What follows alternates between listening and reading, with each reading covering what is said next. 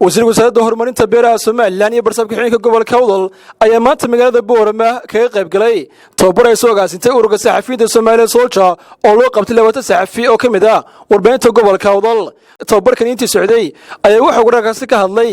weyn bay noo tahay maanta inaanu hadaanu nahay Soldier gobolka Awdal inaanu ka bilowno diiwaangelinta suxufiga oo macnaheedu uu yahay qof kasta oo suxufi ah oo qaata kaarka ay Soldier bixinaysa inuu xaq iyo xuquuq gaar ah ku leeyahay ururka suxufiyiinta Soomaaliland ee Soldier. waxana qofka suxufiga looga baahan yahay in waxa uu bulshada u gudbinayo inuu iska hubiyo ina xaqiiqad tahay oo hadiya jeer lagu dadaalo in war isku dheeli tiran inaad heshid oo waxaan u baahanahay in tababarka kor loo qaado midka labaad ee hadaynu saxafiyiinteena aqoontooda kor u qaadnana waxaynu kor u qaadnay horumarka iyo muxuu ahaa kor u qaadista tayadooda taasi waa mid muhiim ah. waxa muhiim ah in suxufigii lagu dhiirigeliyo oo kor loo qaado levelka aqoontiisa ama heerka aqooneed ee uu xeerarka caalamka ka jira iyo xeerarka waddanka ka jiraba oo mataqaanaa ula socdo waxa barbar socda xeerkii saxaafadda. ugu dambeyntii waxa soo xidhay tababarka maanta loo qabtay 20 saxafi oo kamid ah warbaahinta gobolka Awdal soo agaasimay ururka saxafiyiinta Soomaaliyeed Soldier barsaabka xigeenka gobolka Awdal Cabdinuur Sugaal iyo wasiirka wasaaradda horumarinta beeraha Soomaaliland ku amaanay ururka saxafiyiinta Soomaaliyeed Soldier habka kor u qaadayaan aqoonta saxafiyiinta Soomaaliland. suxufiyiinta gobolka Awdal waxaan leeyahay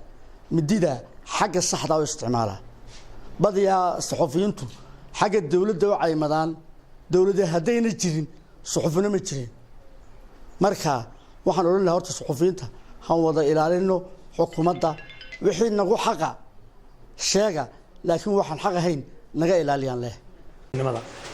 waxaynu u baahannahay in awood badan aynu saarno tababarka suxufiyiinta si uu qofku u fahmo muxuu xaq u leeyahay waxa isaga xaq loogu leeyahay muxuu isagu qarankan xaq ugu leeyahay muxuu qaranku xaq ugu leeyahay qofka suxufiga ah Soomaaliland jooga. runtaan waxaan aaminsanahay Soomaaliland intay jirtay 20 sano in suxufiyiintu ay yihiin halbowlaha oo dalkan ku faano ee maanta gaarsiiyay waddankan horumar badan iyo horumarka maanta lagu tallaabsanayo oo ay saxaafaddu tahay taqura ee meel walba warka ka ridaysa. laakiin waxa garab socda iyadana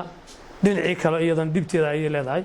marka in la isku wacyigeliyo qofku ku xisaabtamo dalkaaga markaad joogto maxaa waajibaadka dalku kugu leeyahay runtii ah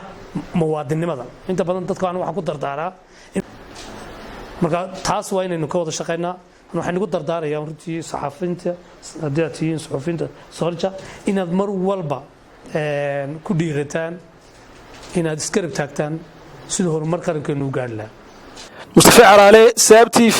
Boorama.